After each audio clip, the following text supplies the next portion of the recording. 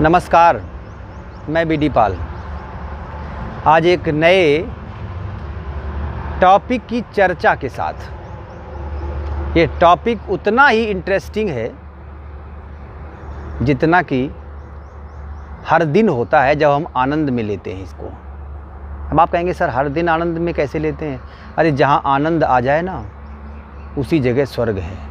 तो देखिए मैं उसी आनंद की बात करता हूँ। जब हमारी आंखों के सामने कोई असामान्य घटना आ जाती है, कैसी घटना? असामान्य घटना आती है, तो हमारे मुख से कुछ ऐसे वाक्य निकलते हैं जिनका अंग्रेजी में नाम रखा गया है। सुनिएगा, मैं बताता हूँ कैसे वाक्य निकलते हैं। सपोज दैट आप मैच देख रहे हैं और किसी बैट्समैन ने एक बढ़िया सा शॉट मारा, आपके मुंह से निकला व्हाट अ शॉट,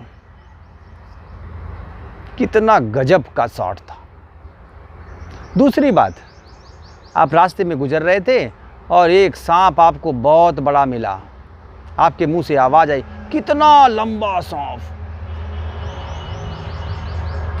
आप रास्ते में थे और देखा क्या कि एक बहुत ही सुंदर बैग था। आपने क्या कहा? आपकी आंखों ने देखा कि ऐसा, आपकी आंखों ने ये घटना देखी नहीं थी, क्या बोले? आंखें देखते ही एकदम मुंह बोल पड़ा, टंग बोल पड़ी। क्या कहती है? कितना सुंदर आदमी, काश मैं होता।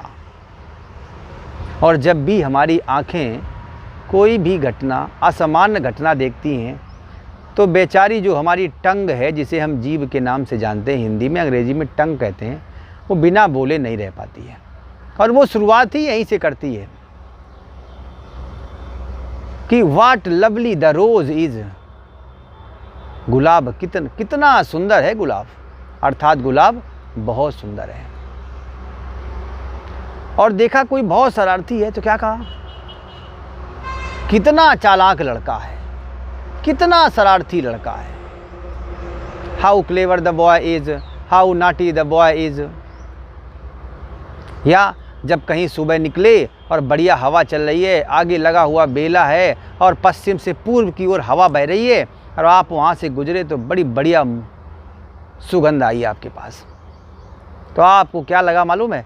कितनी बढ़िया सुगंध है। कहते नहीं कहते हैं आप? जब ऐसे वाक्य बोलते हैं आप, और इन सारे वाक्यों को अंग्रेजी में एक्सक्लामेटिव सेंटेंस के नाम से जाना जाता है। लेकिन आप जानते हैं, मैंने जितने भी वाक्य बोले हैं उन सारे वाक्यों को दूसरे ढंग से भी कहा जाता है। जैसे सवेरा कितना अच्छा है, how pleasant the morning is, the morning is very pleasant. सवेरा बहुत सुखद है। हाउ क्लेवर यू आर, आप कितने चालाक हैं, इसको आप कह सकते हैं कि आप बहुत चालाक हैं, यू आर वेरी क्लेवर।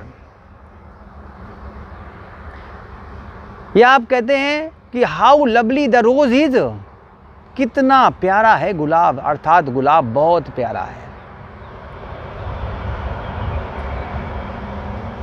कितने सुंदर हैं आप, अर्थात आप बहुत सुंदर हैं। कितना लंबा सांप, अर्थात the snake is very tall. जब ऐसे सेंटेंस मिलते हैं तो जब हाउ या कितना या कितनी से व्यक्त करते हैं, दैट इज कॉल्ड एक्सक्लामेटिव। और जब उन्हीं वाक्यों को हम कहीं जा कर के बताते हैं अपनी ढंग से, क्योंकि आप तो सुनाए हैं, किसी ने कहा कितना भयानक दृश्य है, इट मीन्स दृश्य बहुत भयानक है। How terrible the scene is very terrible.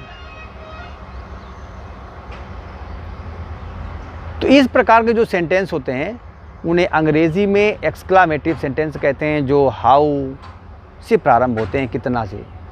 और जब उन्हीं को हम दूसरे को बताते हैं तो वो असर्टिव होते हैं, क्योंकि असर्टिव जो होता है विधिसूचक होता है। इसी वाक्यों पर आप जब बोर्ड पे देखेंगे तो देखिए मेरा टॉपिक पड़ा हुआ exclamative sentences change into assertive. देखिए आप एक गलती करते हैं उस समय, किस समय? जब आप इंग्लिश को विषय समझ बैठते हैं। English is a language. और जानते हैं ये अंग्रेजी एक भाषा है और it is the medium of talking to one another, एक दूसरे से बात करने का ये माध्यम भी है। दूसरी बात, और जब आप ये कहते हैं कि अंग्रेजी विषय है, याद रखिए उसी समय आप अंग्रेजी सीखने का काम बंद करते हैं, क्योंकि ज़्यादातर सब लोग फेयर ही करते हैं। फेयर कोई होता नहीं है, सब फेयर करते हैं। एक और मज़े की इंटरेस्टिंग बात मैं बताता हूँ, ज़्यादातर विद्यार्थियों का या लोगों का काम होता है ये काम निपट जाए, तो प्लीज़ किसी भी काम को निपटाया मत करें, करने के लिए नहीं, काम का आनंद लीजिए। और मैंने तो ये पढ़ा है कि please do not do any work, कृपया कोई भी कार्य ना करें टू प्लीज अदर्स, दूसरों को खुश करने के लिए, दूसरों को खुश करने के लिए कोई भी काम ना करें। व्हेन यू आर हैप्पी, जब आप खुश होते हैं तब you should do the work, तब आपको काम करना चाहिए। और प्रसन्नता से किया गया कार्य का रिजल्ट भी कैसा होता है? प्रसन्नता ही देता है। बात मेरी समझ गए होंगे आप। तो कभी भी, और दुनिया में ज़्यादातर लोग काम क्या कर रहे हैं? दूसरों को खुश करने के लिए काम कर रहे हैं।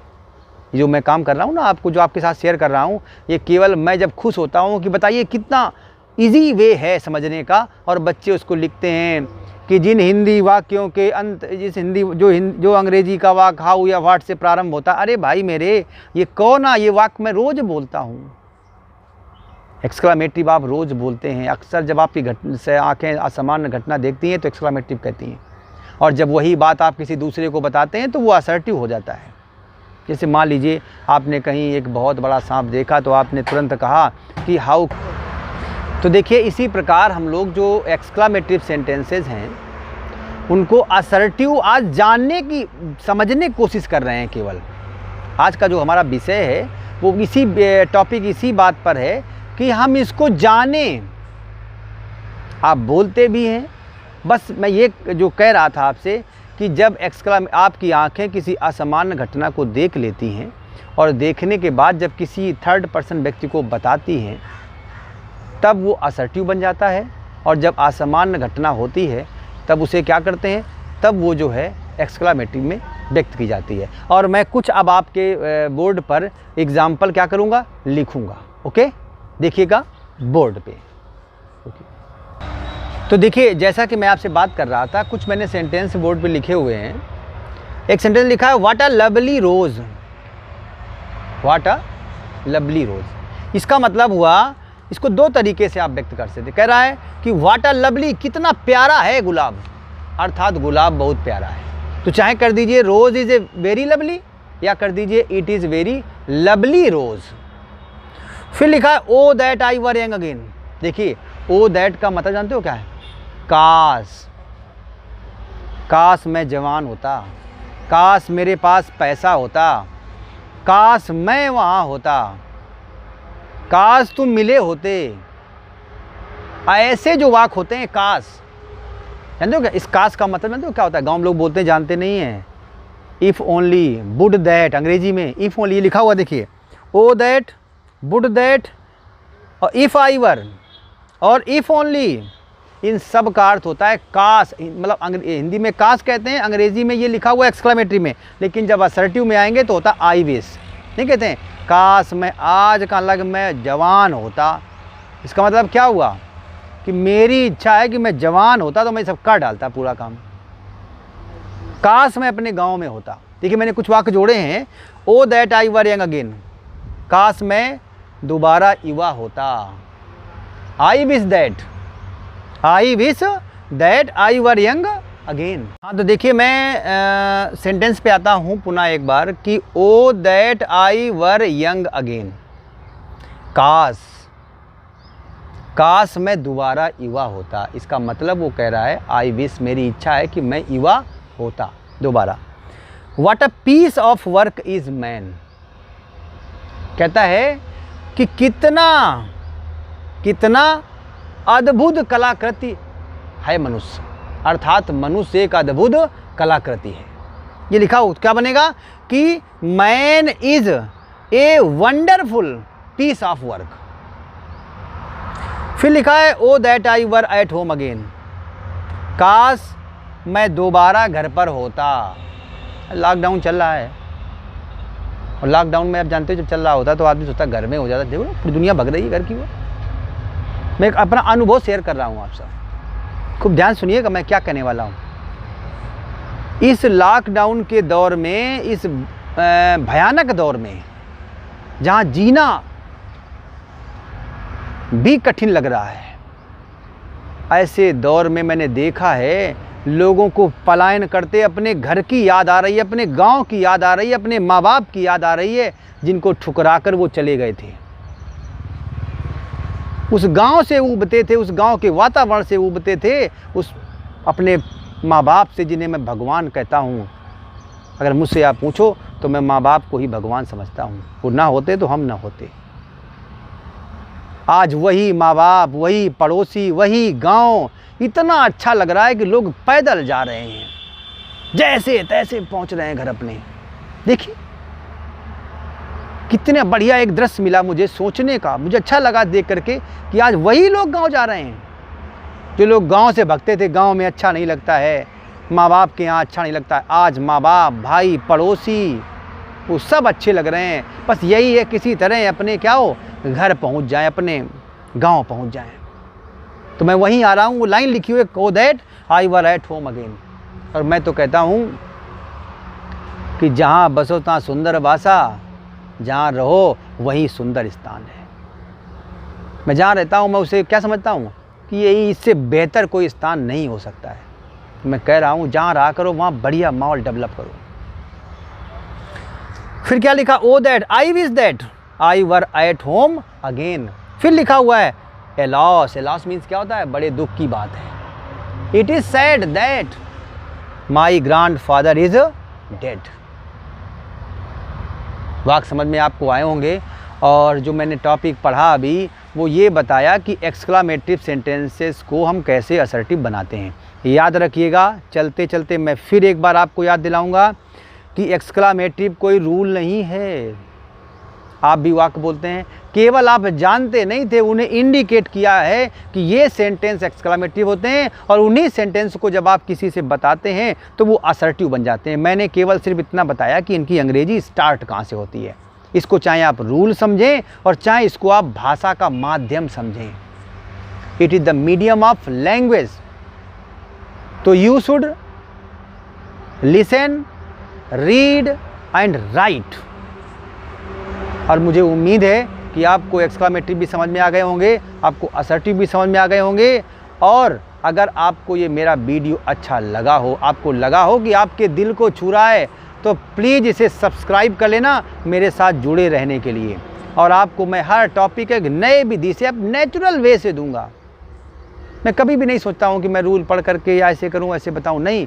मैं तो मुझे जो अच्छा लगता है,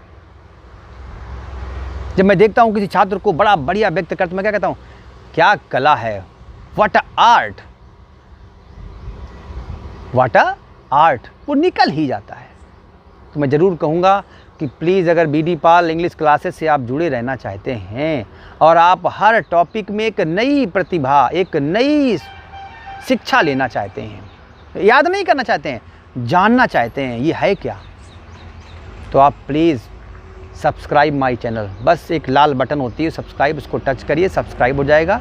उसके बटन में एक घंटी का आइकन बना हुआ, उसको टच करेंगे, आल पे ले जाएंगे। Okay, thank you.